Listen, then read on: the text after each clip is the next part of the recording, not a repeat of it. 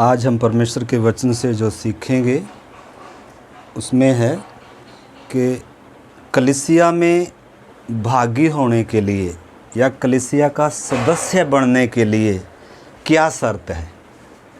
जैसे अगर आपको फ़ौज में भर्ती होना है, बैंक में अगर आपने सर्विस में अगर आपने वो करना है, आपकी सिलेक्शन होनी है, कहीं भी अगर आपने इवन कंपनी में भी, फैक्ट्री में भी अगर आपने जाना है, ज्वाइन करना है वो उनका ग्रुप, उनकी कंपनी, कोई भी, तो उसके लिए क्या होता है, एक मापदंड होता है, उनकी क्या होती हैं, शर्तें होती हैं।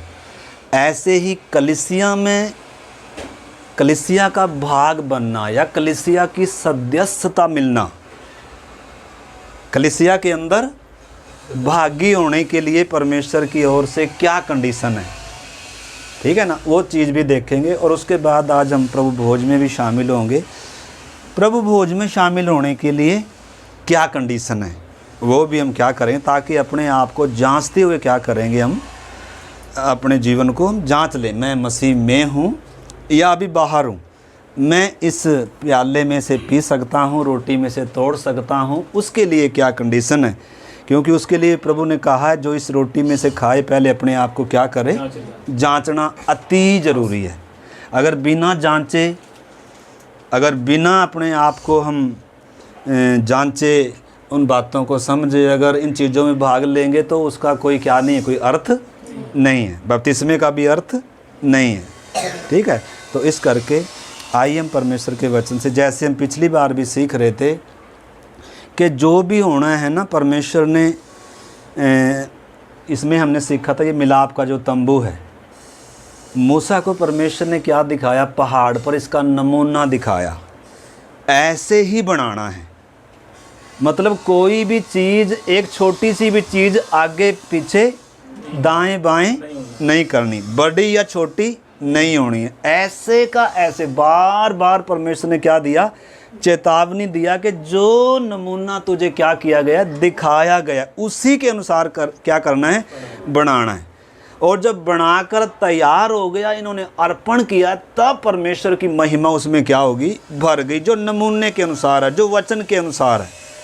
अगर नमूने के अनुसार नहीं होगा, वचन के अनुसार नहीं होगा, तो उसमें परमेश्वर की उपस्थिति कभी आएगी नहीं है। क्योंकि परमेश्वर एक एक चीज़ का इसमें क्या है, गहरा अर्थ है। कोई भी फालतू, इवन छोटी रस्सी भी है, खूंटी भी है, जो मिलाप के तंबू की ये चीज़ें हैं, वो एक एक चीज़ बहुत अर्थ रखती हैं। स्वर्ग में की वस्तुओं की छाया हैं वो।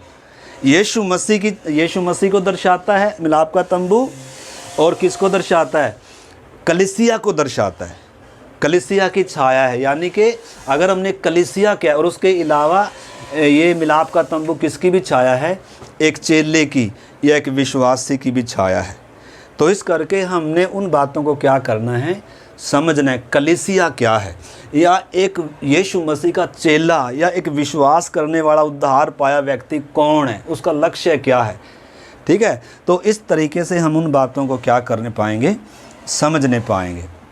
तो हमने देखा था कलीसिया जो वचन के अनुसार यीशु ने कहा, मैं अपनी क्या बनाऊंगा, कलीसिया बनाऊंगा। कौन सी कलीसिया बनाऊंगा, जिसके ऊपर अधोलोक के फाटक क्या नहीं होंगे, परबल नहीं होंगे। मतलब जो आपको मालूम है कलीसिया कौन बना रहे इस समय, पिता, पुत्र और पवित्र आत्मा। और इस्तेमाल किसे कर रहा है, अपने दासों को भी इस्तेमाल कर रहा है। मैंने पिछले दिनों भी बताया था, ये थोड़ा 1 मिनट उठा के दिखाएं मुझे, थोड़ा सा मैं बता के चलूँगा, ऊपर थोड़ा सा उठा, हाँ निकाल लो, हाँ बस।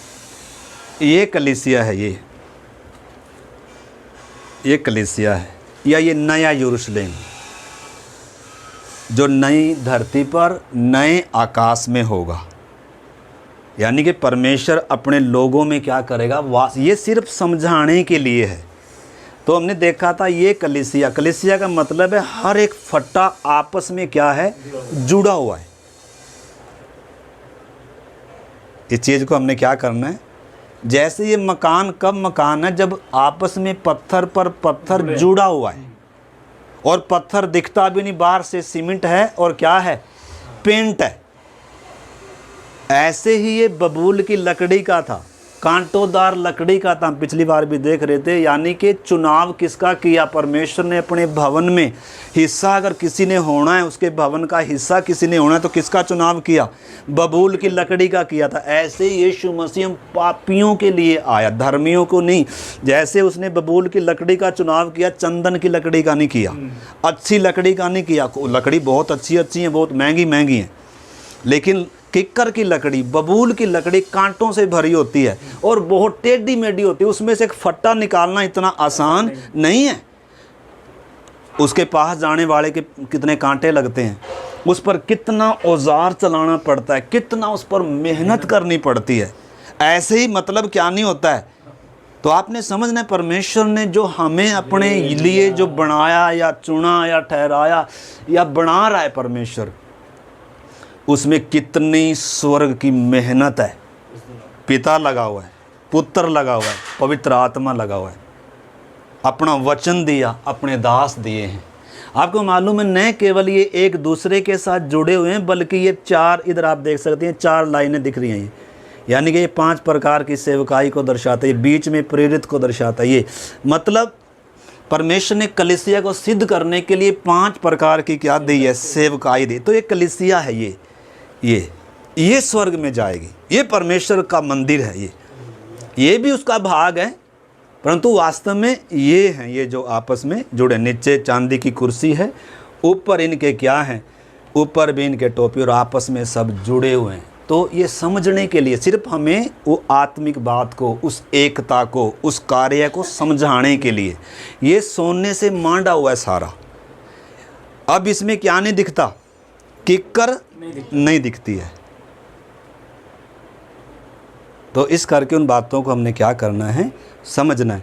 तो हम पिछली बार देख रहे थे कलीसिया कौन बना रहा है? परमेश्वर ने मूसा को तो कहा था कि वे मेरे लिए एक पवित्र स्थान बनाएं, ठीक है ना, नमूने के अनुसार जिसमें मैं वास करूंगा, तुम्हारे मध्य में बसना चाहता हूं। परमेश्वर अपनी अनंत काल की योजना को थोड़ा थोड़ा कर कर इंसान के ऊपर प्रकट करके दे रहा है। परंतु इधर प्रभु यीशु कह रहा है, मैं अपनी कलीसिया बनाऊंगा, और वो जो मैं बनाऊंगा उसके ऊपर अधोलोक के फाटक क्या नहीं होंगे? प्रबल नहीं होंगे।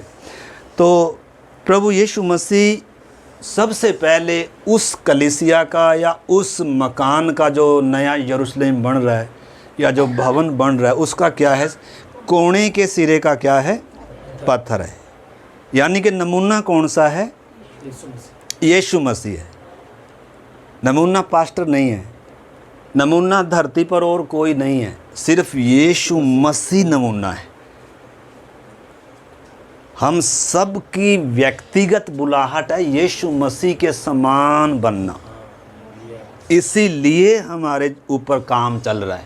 बने नहीं, उद्धार पा लिया तो उसका मतलब ये नहीं हम एकदम फिट हो गए ना, अभी तो फिट होने के लिए लाए गए हैं, तैयार बन रहे हैं। लिखा है पवित्र आत्मा के द्वारा तुम भी आत्मिक घर, राजेंद्र जी, बनते जा रहे हैं। इफिसियों में पढ़ लिया, सारी बातें हमने पिछली बार देखी थी, वो कभी हम फिर देखेंगे कि कैसे परमेश्वर, जब सुलेमान का वो भवन, वो मंदिर बना था, वो जो इज़राइल में था, कैसे उन बड़े बड़े पत्थरों को वहाँ गड्ढे में तैयार किया जाता था, साइज के अनुसार, नाप के अनुसार, और तब लाकर उधर क्या कर दिया जाता था? रख।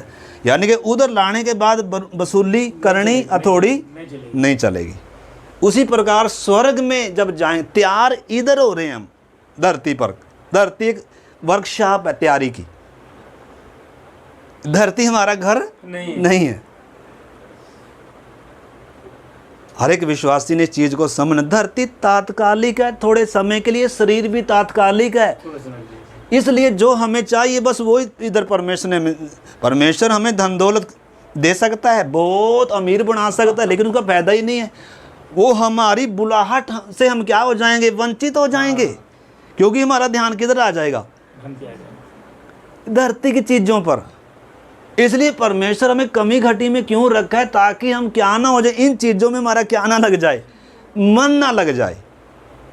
तो कलीसिया के बहुत सारे नामों से इसको वो किया गया, बताया गया, समझाने के, जैसे यीशु ने स्वर्ग के राज्य को दृष्टांतों में समझाया, ऐसे ही कलीसिया वास्तव में क्या एक देह का क्या है,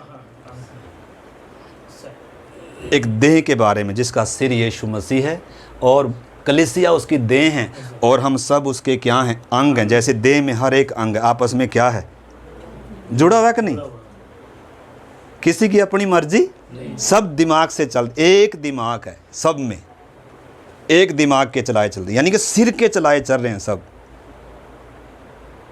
वास्तव में ये योजना दर्शा रहा है परमेश्वर, ये है योजना। इस क्रम से काम होगा स्वर्ग में, हर एक सिर के अधीन है, किसी की अपनी कोई व्यक्तिगत पहचान नहीं है। हर अंग अगर कोई काम कर रहा है तो पूरी देह के लिए कर रहा है, अपने लिए मैं और मेरा कुछ नहीं है। हम में है सारे, सारे अंग किस में है, हम में है। आपको मालूम है यीशु की प्रार्थना भी क्या थी, हे पिता जैसे मैं और आप हम हैं, जैसे हम एक हैं ऐसे ही वे भी क्या हों, एक हों। यानी कि परमेश्वर की योजना क्या है, हमें स्वर्ग देना मात्र नहीं है, नरक से बचाना मात्र नहीं है, परमेश्वर की योजना को हमने समझना है। जैसे ये सब अलग अलग पेड़ थे तो भी, लेकिन सब तराश के काट कर इनमें चूड़े हैं, किसी में क्या है, सुराख है, सब यानी कि एक दूसरे के बिना सिद्धता नहीं है। आज बहुत सारे कलीसिया में हिस्सा भी नहीं, वो कभी उन्होंने अभी तक कलीसिया का उद्देश्य क्या है, बुलाहट क्या है, यीशु बलिदान क्यों हुआ, उन्होंने अभी तक भी चीज़ को जाना नहीं है। इस चीज़ को आपने समझना है। परमेश्वर की इच्छा है कि जैसे पिता पुत्र पवित्र आत्मा तीन होने पर भी एक हैं, तीन नहीं है वास्तव में एक ही हैं, लेकिन हम तीनों का रोल अलग अलग देखते हैं ना, लेकिन तीनों एक बात में क्या है, सहमत हैं, कोई आपस में विरोधाभास नहीं है, सब सब बातों में तीनों सहमत है। उसी प्रकार हम जो ये कलीसिया देख रहे हैं, तो कलीसिया जब हमने शुरू किया था पहली सदी में, जब कलीसिया स्थापित हुई तो नमूने के अनुसार स्थापित हुई। नमूना क्या था, जैसे मूसा को नमूना दिखाया गया और जैसे यीशु ने हमें नमूना दिया व्यक्तिगत तौर पर, तो हमें यीशु के समान बनना है। लेकिन सामूहिक रीति से जो हमारी बुलाहट है, एक बुलाहट हमारी क्या है, व्यक्तिगत बुलाहट है। व्यक्तिगत भी हम परमेश्वर का मंदिर हैं, व्यक्तिगत भी हमने अपनी देह के द्वारा परमेश्वर की महिमा करनी है, उसके पद चिन्हों पर चलना है, उसके समान होना। जैसे आज हमने गीत भी गाया, तेरे समान होने के लिए मेरे जीवन में क्या कर, काम कर प्रभु। तो हर एक की बुलाहट क्या है, परमेश्वर ने आपको मिट्टी से क्यों बनाया, यीशु क्रूस पर क्यों मरा, ताकि आप और मैं किसके समान हो जाएं, यीशु के समान हो जाएं। लेकिन आप बोलो जी मुझे तो नरक से बचना है, बस स्वर्ग जाना है, यीशु के समान होने से मेरा कोई मतलब नहीं, तो वो लक्ष्य सही नहीं, उस तरीके से उस मन से स्वर्ग भी नहीं है। तो लक्ष्य क्या है कि विश्वासी का आपने समझना, व्यक्तिगत रीति से यीशु के समान होना है। जगत की ज्योति हूँ, पृथ्वी का नमक हूँ, मसीह का राजदूत हूँ, व्यक्तिगत रीति से। लेकिन इतना ही नहीं है, परमेश्वर की सिद्ध जो योजना है एक कलीसिया की, एक भवन की, जिसके भवन के कोने के सिरे का पत्थर स्वयं यीशु है, और उसके बाद भविष्यद्वक्ता हैं, प्रेरित हैं, और बाकी मैं और आप सब बनते बनते जा रहे हैं। जैसे ही आखिरी पत्थर जिस दिन लगेगा उसी दिन प्रभु यीशु बादलों पर उसी सेकंड आ जाएगा। उसके बाद कलीसिया का काम हमेशा के लिए, युगान युग के लिए बंद हो जाएगा। उसके बाद कलीसिया का कोई हिस्सा नहीं बन सकता। उद्धार का दरवाज़ा क्या हो जाएगा, बंद हो जाएगा। यानी कि अभी वो समय है, अनुग्रह का समय है, यहूदी इसमें शामिल नहीं हो सके। आपको मालूम है जो जितने क्रूस के इस साइड थे, आपको मालूम है 2 सुसमाचार हैं आज, तो मैं उस बात पर ही आ रहा हूँ। 2 अध्याय हमने निकाला है, तो हमारा विषय क्या है, उस विषय को ना छोड़ें। मतलब कलीसिया का सदस्य कौन बन सकता है, कलीसिया में भागी कौन हो सकता है, आज वो चीज़ को हम देखेंगे। क्योंकि नमूना है, बगैर नमूने के क्या नहीं हो सकते, शामिल नहीं हो सकते। यीशु ने कहा ना, मैं तुम्हें सच सच कहता हूँ, जब तक एक व्यक्ति नए सिरे से जन्म ना ले। यानी कि क्या कंडीशन है, क्या शर्त है? नए सिरे से जन्म। यीशु पर विश्वास करने से बात नहीं बनेगी, बपतिस्मा लेने से बात नहीं बनेगी। नया जन्म राजेंद्र जी अति अनिवार्य है। तो कलीसिया कहाँ बन रही है? सिय्योन में बन रही है। पत्थर कहाँ रखे जा रहे हैं? सिय्योन में। अंतर्राष्ट्रीय स्तर पर एक कलीसिया बन रही है, और उसके साथ साथ छोटे छोटे झुंडों में भी है। ये भी कैसे काम करती है? देह के समान ही काम करती है। इसमें प्रभु ने हमें देह के तौर पर रखा है। कोई मतलब जैसे हमारे अंदर भी, हमारे अगर देखें ना, हमारे शरीर के अंदर जो अंग दिखते नहीं हैं, लेकिन वो महत्वपूर्ण है हमारी देह के लिए। हर अंग का देह में क्या है? काम है, रोल है। जैसे ट्रैक्टर है, कार है, मोटर बाइक है, जहाज है, कितने पुर्जों से मिलकर बना है। एक पुर्जा है क्या? उसमें प्लास्टिक भी लगा है, पीतल भी लगा है, लोहा भी लगा है, सारे लगे हैं ना, और तब मिलकर क्या बना है। और उसमें तेल भी डलता है। अगर एक पुर्जा काम ना करे तो गाड़ी बंद हो जाएगी, फिर आवाज हो जाएगी, नहीं हो जाएगी। मान लो ये जो है, ये अगर इसमें, ये मंदिर, अगर इसमें एक फट्टा, अगर इसमें लकड़ी दिख रही है, ये यानी कि सोना हट गया ये इसमें से, या इनमें आपस में जुड़ा नहीं, फिट नहीं हो रहा, तो ये नहीं आएगा, परमेश्वर की उपस्थिति आएगी इसमें। यानी कि एक एक ने साइज के अनुसार, नमूने के अनुसार, जो नमूना स्वर्ग ने दिया है उसके अनुसार समर्पण होना है, देना है प्रभु को। मेरे जीवन में काम कर प्रभु, मुझे बना प्रभु, मेरी मर्जी नहीं। आज बहुत सारे लोग परमेश्वर के पास इसलिए आते हैं ताकि उनकी मर्जी पूरी हो जाए। दुनिया का भक्ति करने का जो उद्देश्य है, इधर जो भीड़ आने का उद्देश्य क्या है? मेरी मनोकामना पूरी हो जाए, मेरी इच्छा के अनुसार का परमेश्वर हो, जो मेरी मनोकामना क्या करे? पूरी करे। परंतु इधर विषय कुछ और है। इधर उसने अपनी मर्जी के लिए क्या रखी है? इस पृथ्वी की नींव रखी है, इंसान को बनाया, हमारी मर्जी के लिए नहीं।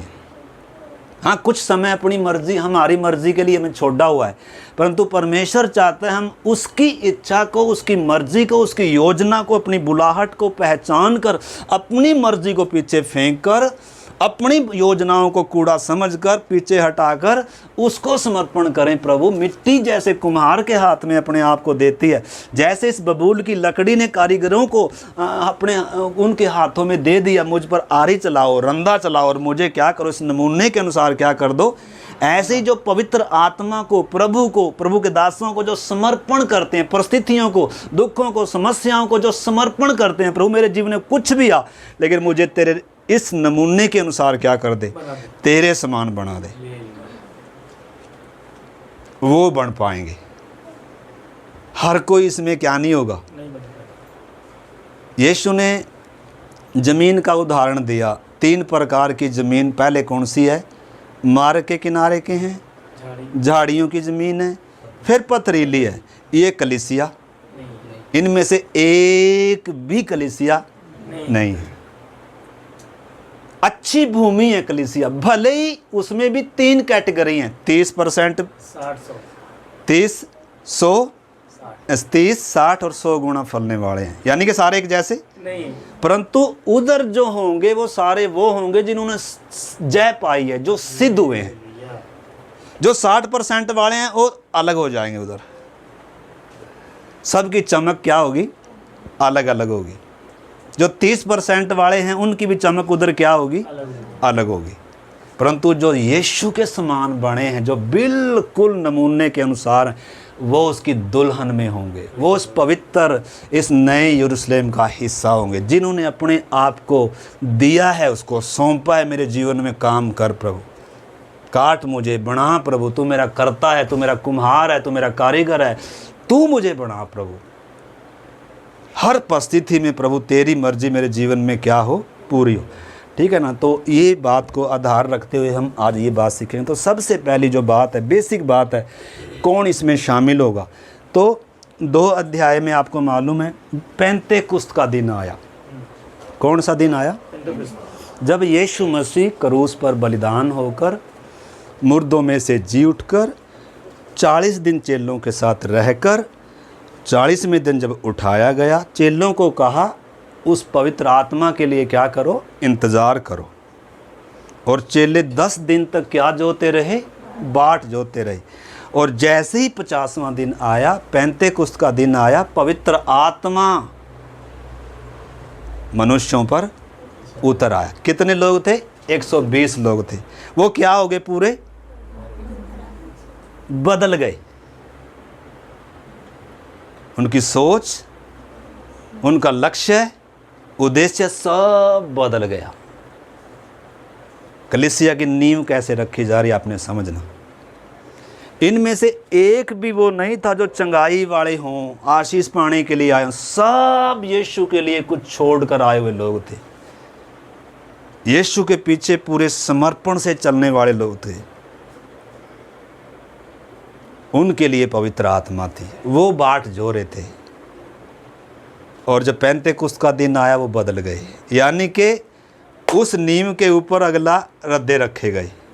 पहली नींव कौन है? पत्थर यीशु मसीह। फिर बाकी पत्थर रखे गए और फिर हम सब रखे जा रहे हैं। तो अब जो पतरस क्या कर रहा है? प्रचार कर रहा है। पेंतेकुस्त के दिन जब पवित्र आत्मा से भरपूर हो गए और वो जब अन्य भाषा बोल रहे थे, परमेश्वर की बड़ाई कर रहे थे, लोग उनका ठट्ठा करने लगे क्योंकि फसह का पर्व था। बहुत सारे, पूरे इजराइल इकट्ठा हो रहा था उस दिन मंदिर में, क्योंकि फसह मानते थे सारे। तो सब कोई उस क्षेत्र से आया, कोई उस क्षेत्र से आया, सब देख रहे हैं, अपनी अपनी भाषा में बातें सुन रहे हैं।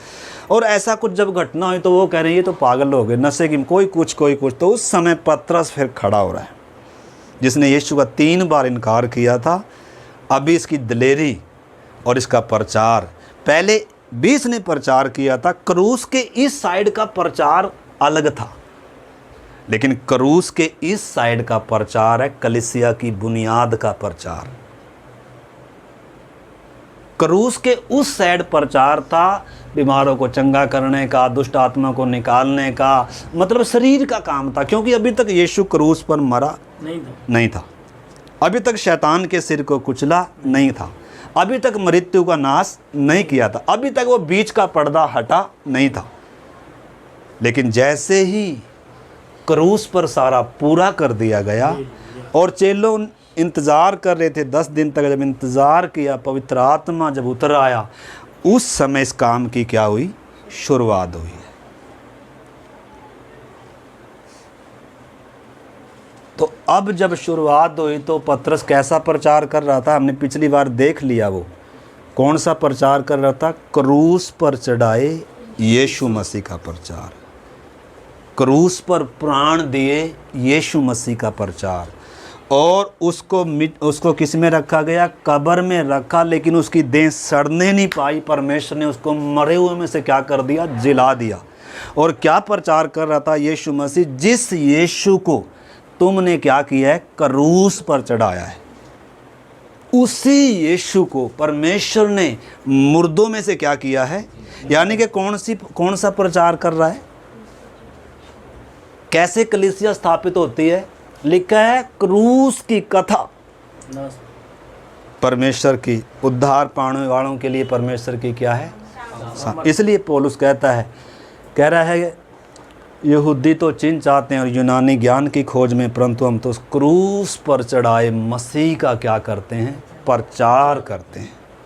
तो पतरस किसका प्रचार कर रहा था? क्रूस पर चढ़ाए यीशु, और उसके जिम्मेदार तुम हो। आपने उसको क्रूस पर चढ़ाया है, आपने उसका इनकार किया है, आपने उसको अपना शत्रु समझकर इनकार किया और उसको क्रूस पर चढ़ाया है। अब उस यीशु को ही परमेश्वर ने मसीह भी ठहराया है और प्रभु भी ठहराया। उसके हम क्या हैं? गवाह हैं। सुनने वालों के क्या होगे? हृदय। देखो कलीसिया कैसे बनती है, कैसे इधर एक व्यक्ति आ सकता है। तो सबसे पहले तो क्रूस की कथा का सुसमाचार सुनाया जा रहा है। कि हे पापी, तेरे लिए यीशु मसीह क्या हुआ है, बलिदान हुआ है। और जब वो बातें सुन रहा है, उस बेडोल के ऊपर पवित्र आत्मा जब मंडला रहा है, उसको अपने पापों का जब एहसास हो रहा है, वो फूट कर क्या कर रहा है, उसका हृदय छिद रहा है। और वो फिर पतरस से क्या कह रहे हैं, हे, क्या कहा उसने उधर, और वे पतरस और शेष प्रेरितों से पूछने लगे, हे भाइयों हम क्या करें? हे भाइयों हम क्या करें, क्योंकि हम तो दोषी हैं, हमने तो गुनाह किया है, हमने तो पाप कर दिया, हमने तो परमेश्वर के विरोध में क्या किया है, पाप। उस समय यीशु क्या, उस समय पतरस क्या कह रहा है? पतरस ने उनसे कहा, मन फिराओ और तुम में से हर एक अपने अपने पापों की क्षमा के लिए यीशु मसीह के नाम में बपतिस्मा ले। तो क्या करना होगा? मन फिराओ, इसी यीशु को जिसका तुमने इनकार किया, जिसको तुमने त्यागा, जिसको तुमने नंगा किया, उसी यीशु को क्या करना है? अपने व्यक्तिगत जीवन का क्या मानना है? प्रभु मान। ये आसान था क्या? आप बताओ। जिस समाज ने आज से 50 दिन पहले, 50 दिन बाद की घटना है ये, उसी यरूशलेम शहर की घटना है। इन्हीं गलियों में इन्हीं यहूदियों ने ठट्ठे उड़ाते हुए, पत्थर उठाते हुए, नंगा कर कर यीशु को इन्हीं गलियों में से क्या किया है? चलाया इन्होंने। और अब इनके हृदय छिद रहे हैं कि ओहो, हमने कितना बड़ा क्या किया है। अब फिर ये मन फिरा रहे हैं, अब इनके हृदय छिद रहे हैं। और अब क्या कर रहे हैं ये? उसी यीशु को जिसका इनकार किया था, जिसको तुच्छ समझा था, जिसको साधारण इंसान समझा था, जिसको बड़ा ही समझा था, जिसको नंगा क्रूस पर लटका दिया, यानी कि जगत के लिए कूड़ा है, कबाड़ है, नंगा है, मूर्खता है, लेकिन ओ यीशु, वो ही यीशु मेरे व्यक्तिगत जीवन का प्रभु और उद्धार कर, मुझ पापी के लिए क्रूस पर मरा है। यानी कि ये क्रूस की कथा की जो, या क्रूस का घटना का जो प्रचार है, ये एक व्यक्ति को किस में लेकर आ रहा है? छुटकारे में लेकर आ रहा है, होश में लेकर आ रहा है, मन फिराव में लेकर आ रहा है। चंगाई का प्रचार करने से नहीं आएगा। इससे पहले भी इसी पतरस ने लोगों को जाकर प्रचार किया था, दुष्ट आत्मा को निकाला था, बीमारों को चंगा किया था, दुष्ट आत्मा भी इनके वश में थी, आनंदित भी हुए थे ये। लेकिन उनमें से कोई भी कलीसिया का भाग नहीं था। आपने समझना, कलीसिया का भाग कब बने? सबसे पहले जब क्रूस की कथा सुन रहे हैं, यीशु जो मेरे लिए मरा, वो गाड़ा गया, वो मुर्दों में से जिलाया गया, उसी यीशु को जब ये प्रभु और उद्धार करता स्वीकार कर रहे हैं, हृदय जब इनके छिद गए, और फिर इन्होंने क्या लिया? क्या लिया? बपतिस्मा लिया। और किस में मिल गए? इसमें। तो कैसे मिले? बपतिस्मा मात्र लेकर थोड़ा। आज बहुत सारे बोलते हैं बपतिस्मा लेकर इसमें जुड़ना होता है, इसलिए फटाफट क्या ले लो बपतिस्मा। अरे बपतिस्मे से पहले इनके हृदय छिदे हैं, पापी होने का एहसास कर रहे हैं, मुझ गुनहगार के लिए यीशु मरा है कर कर। क्या एहसास है? आप हम सब को इधर इधर बैठे हैं, क्या ऐसे ही बपतिस्मा लिया है? अगर थोड़ा एहसास था तो ये एहसास एक एक दिन बढ़ता जाए, बढ़ना है। ये लिखा है स्वर्ग का राज्य राई के बीज के समान है, जब बोया जाता है छोटा होता है, लेकिन धीरे धीरे क्या होता जाता है? ये बढ़ता। आपका समर्पण बढ़ना है, आपको धीरे धीरे उस प्यार इतना महान था। भले ही उस समय आपने जब बपतिस्मा लिया थोड़ा मन फिर रहा था, उस समय ज़्यादा अनुभव नहीं था, लेकिन इसकी गहराई, इसकी चौड़ाई कितनी है, इसमें हर दिन क्या होना है? बढ़ना है। समर्पण भी बढ़ना है। उसी समर्पण पे थोड़ा ना मतलब नमूने के अनुसार ये बन पाएंगे हम, उसी समर्पण पर बन पाएंगे। इसके लिए तो क्या चाहिए? समर्पण चाहिए। ठीक है ना? लक्ष्य को पहचानना, अपनी दौड़ को पहचानना। तो सबसे पहली बात, शर्त क्या है? जिन्होंने क्रूस पर चढ़ाए मसीह का, जी उठे मसीह का प्रचार सुना कि हम पापियों के लिए वो वध किया गया, उनके हृदय छिदे और उन्हें मन फिराया। और क्या हुआ देखो, एक वचन मेरे साथ निकालने, आप इसको बाद में पढ़ सकते हैं, 2 अध्याय का 36 से लेकर 38 तक पढ़ सकते हैं, जो अभी हमने पढ़ा है। हृदय छिद गए। पहली बात क्या किया? प्रचार कौन सा सुना? चंगाई का नहीं, भूत प्रेत निकलने का नहीं, आशीष का नहीं, क्योंकि आज ज़्यादातर क्या किया जाता है, क्रूस के उस साइड का प्रचार किया जाता है। इसलिए तो पौलुस कहता है दूसरा सुसमाचार। दूसरा कौन सा? क्रूस के इस साइड का। अरे अब क्रूस के इस साइड का प्रचार चंगाई आशीष का प्रचार नहीं है, ये उद्धार का प्रचार है, ये जिंदगियों को छेद देने वाला प्रचार है। पवित्र आत्मा के द्वारा एक व्यक्ति को नया जन्म का प्रचार है ये। इसलिए यीशु ने क्या कहा? पहले कहा था जाओ दुष्ट आत्मा को निकालो, लेकिन ये काम होने के बाद यीशु ने क्या कहा? सारे जगत में जाओ और लोगों को क्या करो? मेरा क्या बनाओ? चेला बनाओ। विश्वासी बनाओ नहीं, एक एक ने यीशु मसीह का चेला बनना है। चेला ने किसके समान होना है? गुरु के समान होना है। गुरु चाहता है कि मेरे चेले क्या हो जाएं? मेरे समान हो जाए। परमेश्वर चाहता है कि जिस इंसान को मैंने रचा ये किसके समान हो जाए। ये हर किसी को इतनी आसानी से बात समझ में आएगी। हाँ, नौकरी की बात हमें समझ में आएगी, पैसे की बात हमें समझ में आएगी, मैं आप लोगों की नहीं बात कर रहा, लेकिन ज़्यादातर हमारा मानवीय जो स्वभाव है ना, उसको ज़्यादातर क्या बात समझ में आती है? जो हम देखते हैं ना चीज़ें, ये ज़्यादा हमें क्या करती हैं? फैक्ट करती हैं। अनदेखी चीज़ें क्या नहीं कर पाते, उतना अनुभव नहीं कर पाते। तो इस चीज़ को हमने क्या करना है? समझना है। तो तीसरी कंडीशन क्या है? इधर हमने देखा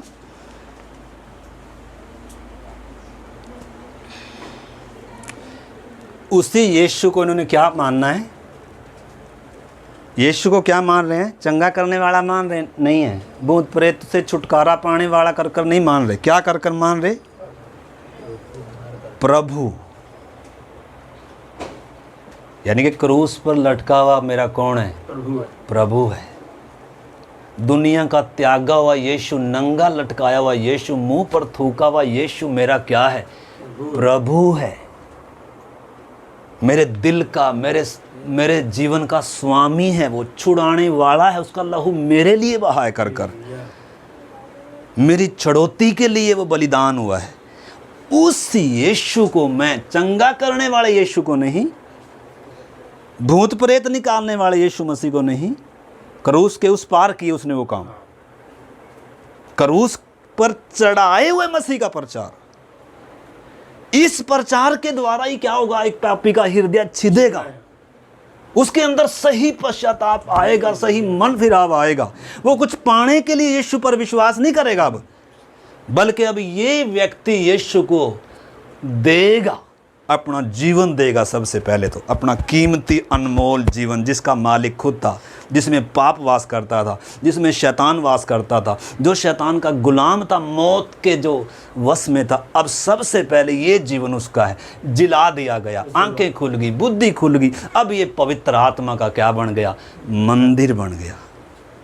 परमेश्वर का क्या बन गया? निवास स्थान बन गया।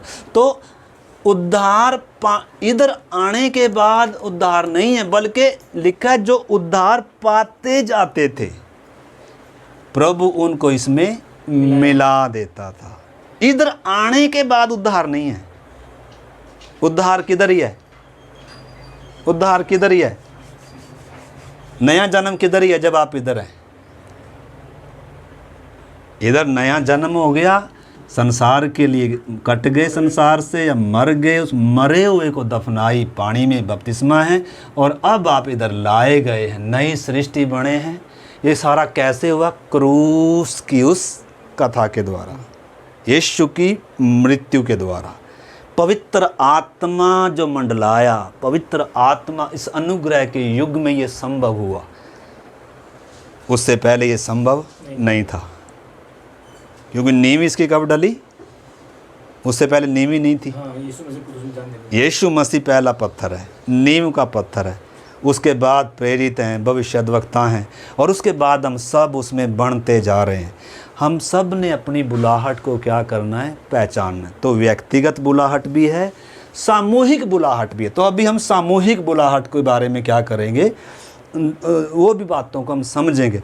तो रोमियो पहले आप 2 का 38 भी पढ़ें।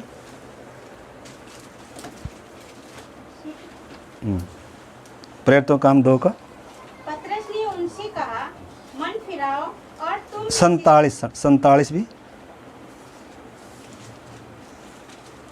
और परमेश्वर की स्तुति करते थे। हाँ और सब लोग उनसे प्रसन्न थे। हाँ। और जो उद्धार पाते थे उनको प्रभु प्रतिदिन उनमें मिला देता था। जो उद्धार पाते थे वो किस में मिल रहे हैं? जिनका नया जन्म हो गया, जिनके अंदर हृदय छिद गए, जिनके अंदर पश्चाताप आया, जिनकी आंखें खुल गई। शैतान ने आंखें बूंदी करके रखी थी, अंधी करके रखी थी, सॉरी।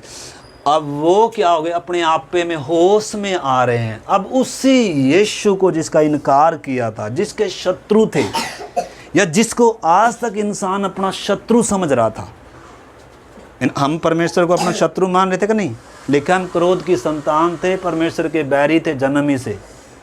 लेकिन जब क्रूस की कथा सुनी, पवित्र आत्मा जब मंडलाया, पापों का जब एहसास हुआ, पवित्र आत्मा जब हमें होश में लाया, जब हम संसार में थे, उधर से क्या हो गए? क्या हो गए जी? इसमें से कट गए। हाँ, मर गए। यानी कि पाप के लिए मैं नहीं जीऊँगा, यीशु मेरे पाप के लिए वध हुआ है। संसार के तरीके से अब मैं नहीं चलूँगा, मैं यीशु के तरीके से चल। अब मैं मर रहा हूँ संसार के लिए, पाप के लिए, अब मैं यीशु के लिए जीऊँगा। तो जिन्होंने उद्धार पाया, हृदय छिदे, यीशु को प्रभु अंगीकार किया, अब वो अगला स्टेप है उनका बपतिस्मा लेकर लिखा है प्रतिदिन इसमें। तो पहले दिन कितने मिल गए? पतरस के प्रचार से 3000 लोग क्या हो गए? कलीसिया की सदस्यता को क्या कर लिया? ग्रहण कर लिया। तो बपतिस्मा कब लिया? बपतिस्मे से पहले कुछ बातें हुई, क्योंकि जब तक ये बातें नहीं होगी बपतिस्मा लेकर भी कुछ बनने वाला नहीं है। बपतिस्मे से पहले एक व्यक्ति के हृदय छिदने, आंखें खुलनी है, समझ खुलनी है, बुद्धि खुलनी है। तो उसमें लिखा जितने उद्धार पाते जाते थे प्रभु उनमें क्या कर देता था? मिला देता था।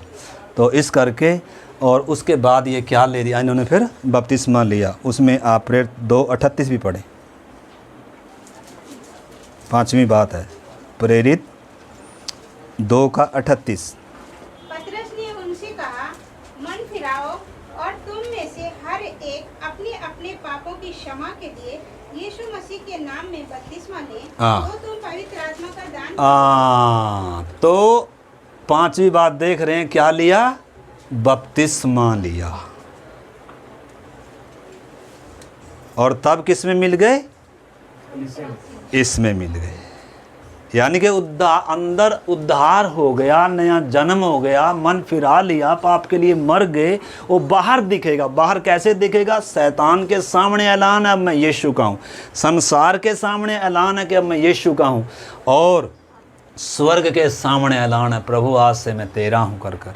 अब मैं पाप के लिए, संसार के लिए मर रहा हूँ। उस मरे हुए व्यक्ति को इधर दफन किया जा रहा है कब्र में। यीशु की मृत्यु की समानता है ये, यीशु के गाड़े जाने की समानता है ये, और यीशु के जी उठने की समानता में भागी हो रहे हैं। अब इधर आ गए, अब नई सृष्टि है। अब इसमें बने रहने की शर्तें हैं। किसमें? अभी हमने देखा कि कलीसिया की सदस्यता कैसे मिलती है, कैसे एक व्यक्ति जो कलीसिया स्वर्ग बना रहा है, जिसके लिए स्वर्ग ने कीमत दिया, पिता ने नींव रखी है, पुत्र ने प्राण दिया है, पवित्र आत्मा भी बना रहा है। पिता, पुत्र, पवित्र आत्मा जिस कलीसिया को बना रहे हैं, जो नया यरूशलेम बनाया जा रहा है, जिसमें परमेश्वर युगान युग वास करेगा, जो पर यीशु के समान होंगे।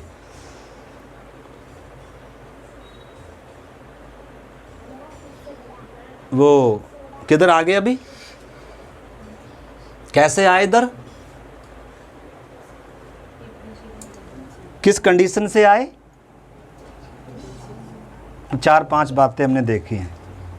तो मैं विश्वास करता हूँ आप लोग सब इस तरीके से आए। अब इसमें बने रहने के लिए क्या है वो बात हम देखेंगे, फिर हम प्रार्थना करते हैं। इसमें बने रहने के लिए हम परमेश्वर के वचन से पढ़ेंगे, क्योंकि बपतिस्मा यीशु की आज्ञा है ना, लिखा है जाओ सारे जगत में और सब जातियों को क्या बनाओ, मेरा चेला बनाओ। और क्या दो, यानी कि बपतिस्मे से पहले क्या है, बपतिस्मे से पहले क्या है, चेला बन गया यीशु का। यीशु मसीह का क्या बन गया, इसका धर्म नहीं बदला, इसका नाम नहीं बदला, लेकिन ये यीशु मसीह का क्या, चारों सुसमाचारों में जब आप मिलाकर पढ़ोगे तो उसमें एक सुसमाचार नए जन्म के बारे में बता रहा है, दूसरा चेला बनने के बारे में बता रहा है, एक और मन फिराव के बारे में बता रहा है, ऐसे कर कर एक विश्वास के बारे में बता रहा है। तो अलग अलग चारों सुसमाचार जब आप पढ़ते हैं तो अब आप इधर आगे सुसमाचार के द्वारा आपका उद्धार हो गया, बपतिस्मा ले लिया। अब आगे आते हैं प्रेरितों के काम या प्रेरितों की पत्रियाँ, वो हमारी सिद्धता के लिए है।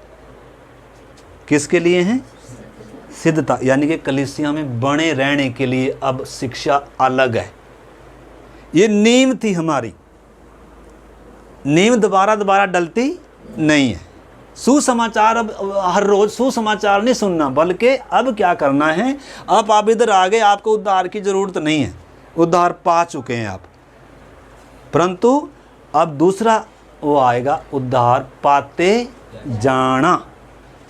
यानी कि पाप ने जो मेरा स्वभाव बिगाड़ा, मेरा स्वभाव भी यीशु के स्वभाव में बदलते जाना, अंश अंश करके अब मेरा स्वभाव यीशु के स्वभाव तक आना। नया जन्म हुआ है तो यीशु मसीह इतनी डील डोलता है उसकी, तो मैंने एक एक दिन क्या आना है, उसकी डील डोलता में आना है।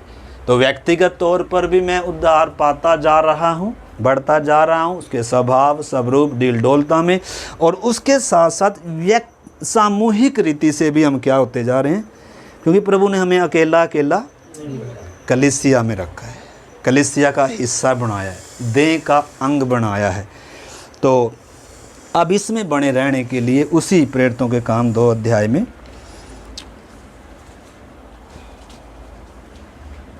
42 वचन से पढ़ेंगे।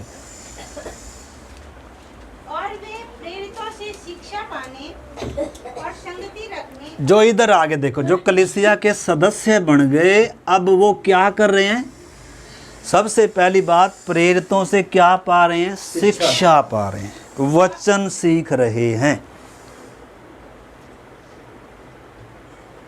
इसमें कौन बना रह सकता है, पहली बात जो इस पवित्र वचन को हर दिन सीखता है। ये दूध भी है, ये अन्न भी है, आत्मा की तलवार भी है, पाँव का दीपक भी है, मार्ग का उजाला भी है, मधु से ये मीठा लगता है, और ये वचन ही मुझसे बात करता है, वचन ही मुझे परमेश्वर के स्वभाव को प्रकट करके दे रहा है। इसलिए लिखा है, 2 जनों के बारे में भजन संहिता में बताया है, लिखा है, धन्य है वह जो दुष्टों की युक्ति पर, पापियों के मार्ग में खड़ा, परंतु वो तो क्या करता है, परमेश्वर की व्यवस्था पर दिन रात क्या करता है, ध्यान।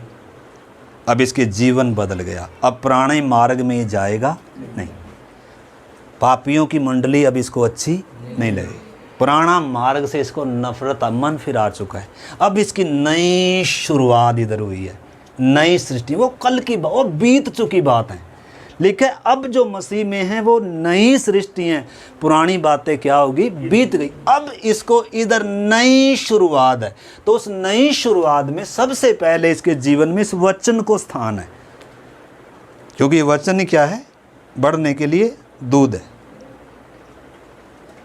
तो प्रेरितों से क्या कर रहे हैं, शिक्षा पा रहे हैं। पहली बात, अगर आप प्रेरितों से या इस वचन को नहीं सीखते हैं, आप वचन नहीं सीखोगे तो आप सिद्ध कैसे होगे, अब मसीह में कैसे बने रह सकते हो, बताओ। इसमें तो आगे ठीक है, लेकिन इसमें बने रहना है। अब यीशु कह रहा है तुम मुझ में बने रहो तो मैं तुम में बना रहूंगा। और जो मुझ में बना न रहेगा वो काट दिया जाएगा, या जो मुझ में है वो फलता नहीं वो भी काटा जाएगा। काट दिया जाएगा। तो अब मतलब क्या है, अब अगर मैं एक दाख की बारी में लगाया गया एक पेड़ हूँ, आपको मालूम है एक दाख की बारी में अंजीर का पेड़ था, लिखा है मालिक फल ढूंढने आया, 3 साल तक आता रहा, उसमें क्या नहीं मिला। और वो क्या कह रहा है, भाई मैं इतनी कीमती ज़मीन में इसका इतनी परवरिश हो रही है, पानी डाला जा रहा है और इतनी खुदाई खाद सब डाली जा रही है, लेकिन ये क्या नहीं कर रहा। और इसको क्या करना चाहिए, मतलब ऐसी जगह पर लगाया गया है, ऐसे जगह पर लगाया गया, एक ही मकसद से लगाया गया है कि अब जहाँ उसके समान इसने बनना है, जहाँ ये आया है। अब संसार के सदृश है नहीं बनना, अब किसके सदृश है, यीशु के, परमेश्वर के, मसीह में अब बढ़ना है। जैसे उसको प्रभु कर स्वीकार किया वैसे ही उसमें बढ़ना, उसके प्रेम में बढ़ना है, समर्पण में बढ़ना है। और जो भी इस जो हमने ये जलपाई दिखाई हुई है, आपस में जो डालियाँ हैं, सब डालियों के साथ मिलकर ये क्या करता है। तो पहली बात तो वचन सीखता है, अगली बात संगति रखने और रोटी तोड़ने। देखो, संगति अगर आप नहीं रखते हैं, किससे आप बोलेंगे मैं प्रभु से संगति रखता हूँ, लेकिन संगति किससे रखनी है, प्रभु से तो रखनी ही रखनी है, लेकिन किससे भी रखनी है, कलीसिया में भी संगति रखनी है। तभी आप बढ़ पाएंगे, तभी आप इसमें बने रह पाएंगे, तभी आप सिद्धता तक बढ़ पाएंगे। संगति मजबूरी में नहीं रखते थे, ये लिखा दिल की मन की सिधाई से इकट्ठे होते थे। पवित्र आत्मा ने और इस प्याले ने, इस रोटी ने उनको क्या कर दिया। आपको मालूम है कि यहूदी अन्य जाति को कुत्ते की तरह देखता था। मेल की तो बात ही दूर, उनके गांव से भी ऐसे निकलते थे। आपको मालूम है सामरियों से यहूदी कोई नाता ही नहीं रखते थे, लेकिन यीशु उधर से आया, सामरी स्त्री से झुककर क्या मांग रहा है, वो अचंभित होगी, कह रहा तू यहूदी होकर मुझसे पानी मांग रहा है। यानी कि प्रभु सब के लिए आया है, यहूदियों के लिए, इसलिए ये प्याला दिया गया। तो सबसे पहले इधर लाया गया। कैसे लाया गया, पहले होश में लाया, नए जन्म के द्वारा पवित्र आत्मा ने कार्य किया, क्रूस की कथा ने कार्य किया, इससे बहुत बड़ी कीमत अदा की गई है।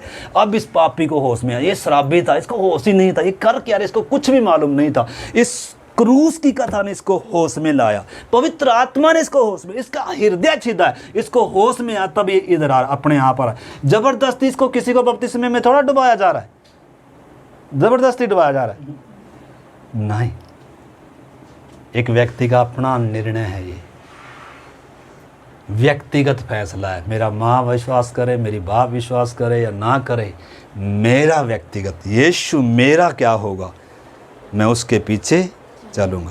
तो जब इधर आ गए तो सबसे पहले अब वचन सीख रहे हैं। दूसरी बात क्या कर रहे हैं, संगति के बारे में हम सीखें, क्योंकि कलीसिया क्या भी एक आत्मिक संगति है। कलीसिया के कई नाम हैं, 22-23 नाम है कलीसिया के। कलीसिया संसार में से चुनकर अलग किए लोगों का झुंड है। कलीसिया मसीह की होने वाली दुल्हन है। कलीसिया एक आत्मिक घर बन रहा है। कलीसिया ऐसे कर कर बहुत सारे नाम है कलीसिया के।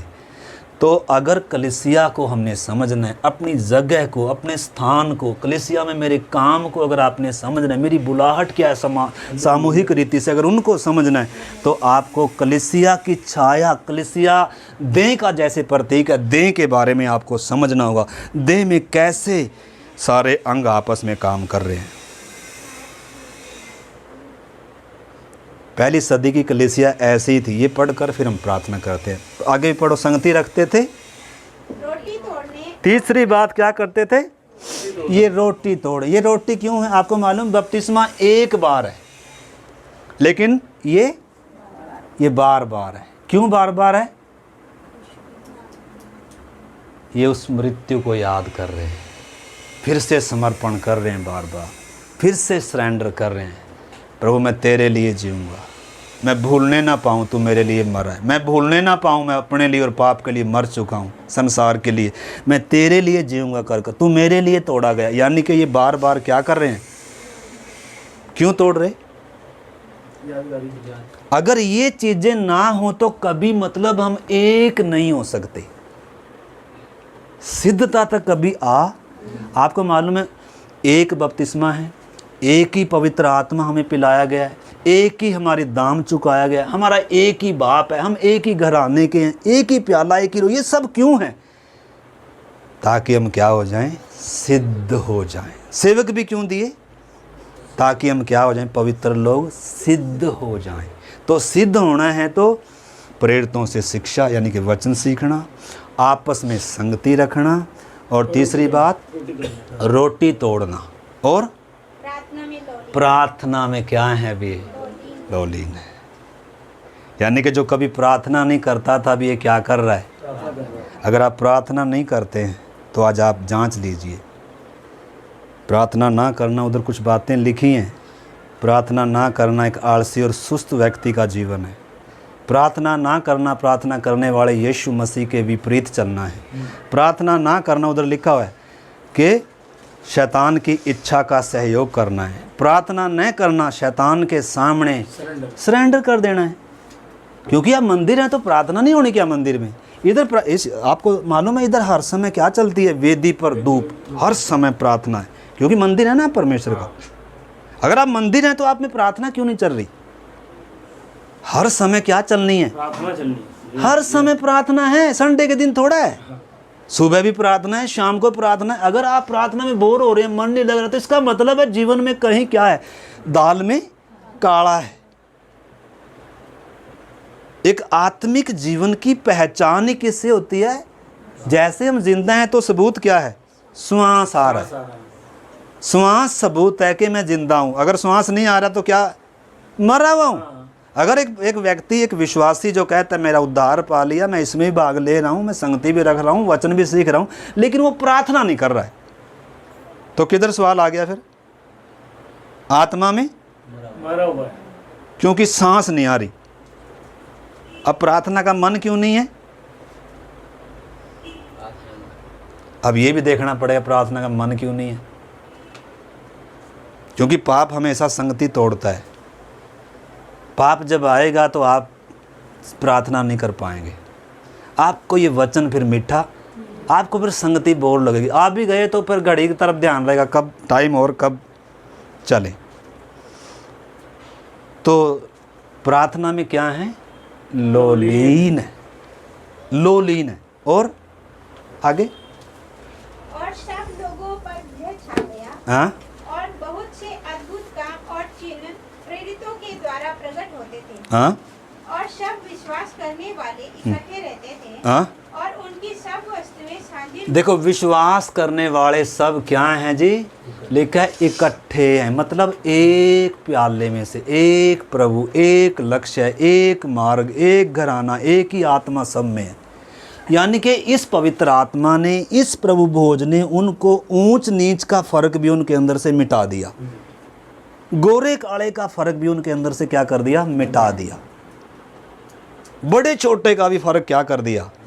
एक प्याले में से पी रहे।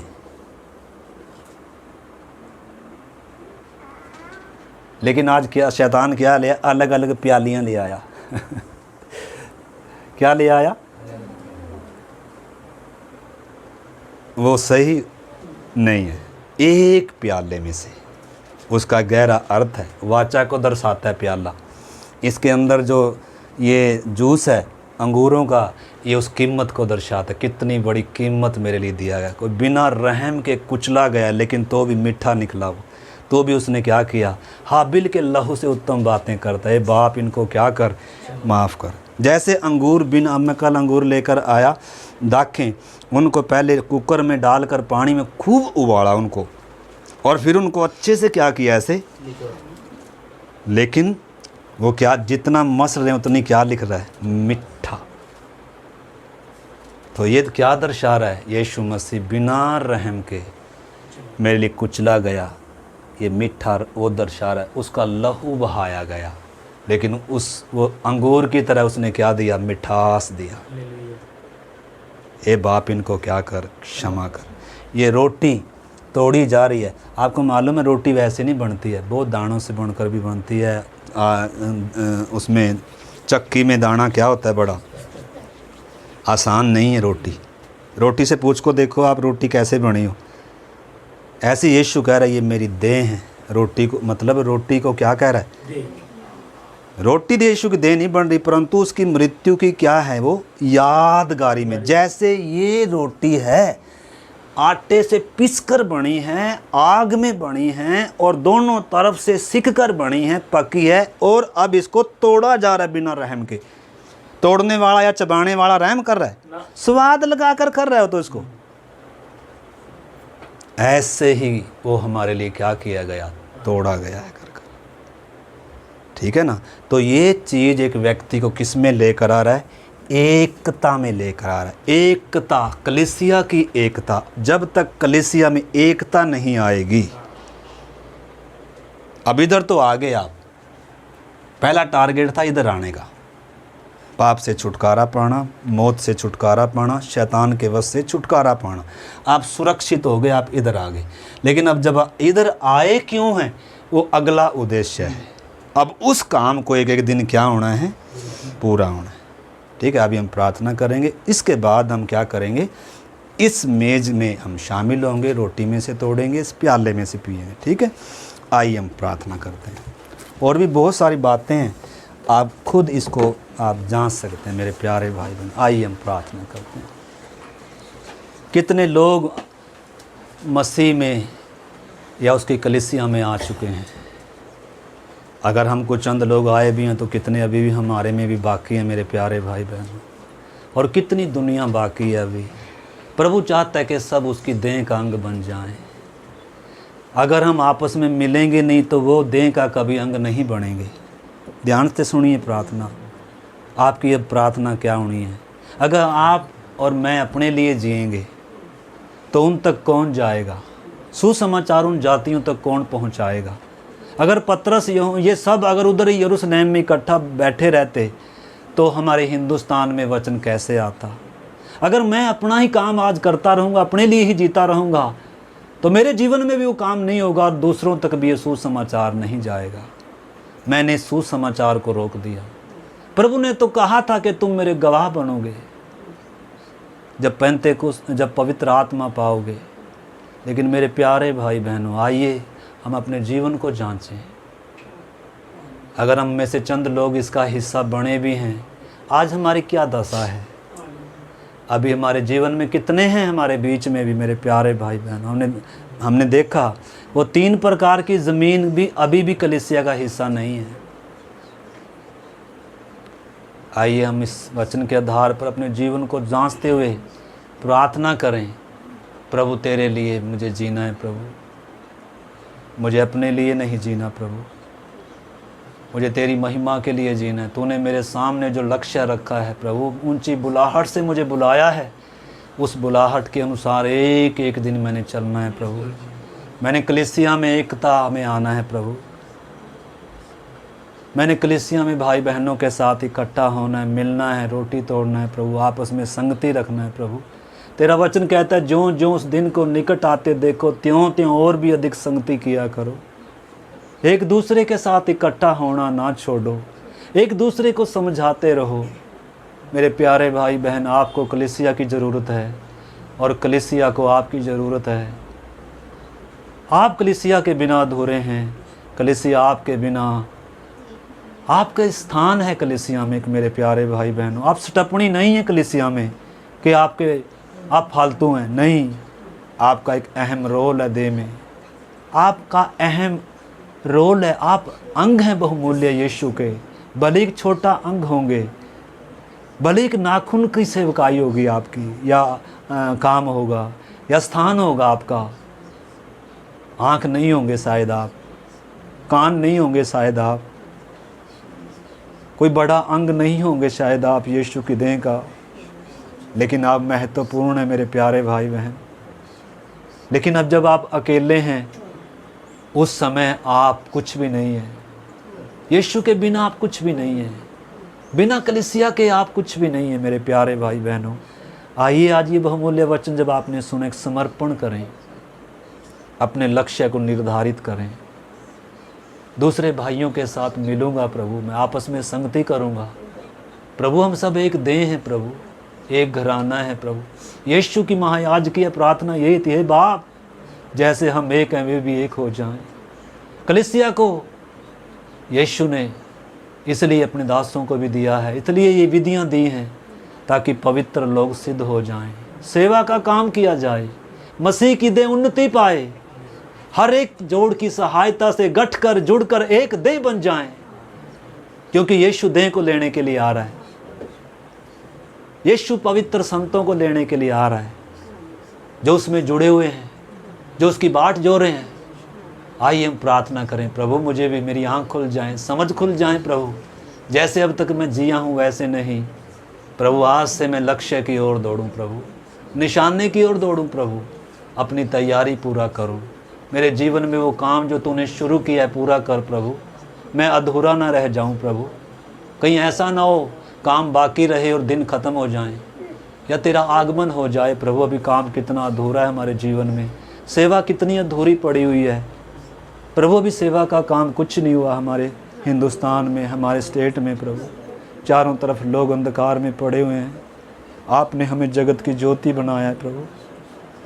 प्रभु अगर हम अपने लिए जीते रहेंगे खुदावन, तो कैसे प्रभु हम कलीसिया में बढ़ सकते हैं, उन्नति कर सकती है कैसी तेरी दें प्रभु। प्रभु इन दिनों अपने लक्ष्य को हम एक एक को पहचानने में मदद कर दे, पवित्र आत्मा सहायता कर दे, बुद्धि खुल जाए, अंधकार हट जाए प्रभु। बड़ा छोटे का आपने फ़र्क मिटा दिया, ऊंच नीच का फ़र्क मिटा दिया, पढ़े लिखे का गोरे काले का फ़र्क मिटा दिया, यहूदी और अन्य जातियों का फ़र्क मिटा दिया, अपनी देह का हिस्सा बनाया प्रभु। अपनी आत्मा हम में डाल दिया, एक देह होने के लिए हमने बपतिस्मा लिया है और इस प्याले में से हम पीते हैं पिता। हमारे अंदर वो एकता आए, एक दूसरे की ज़रूरत फील करें प्रभु, एक दूसरे के साथ इकट्ठा होना ना छोड़ें प्रभु, क्योंकि तू अति शीघ्र आएगा। हम सिद्ध होते जाएं प्रभु, एक एक पर दया कर प्रभु। आपके हाथ में सौंपते हैं पिता। धन्यवाद इस बहुमूल्य वचन के लिए, ये वचन हर एक जीवन में काम करे पिता। प्रार्थना को पिता यीशु मसीह के नाम से मांगते हैं, आमीन। सबको जय मसीह की। अभी थोड़ी देर बाद हम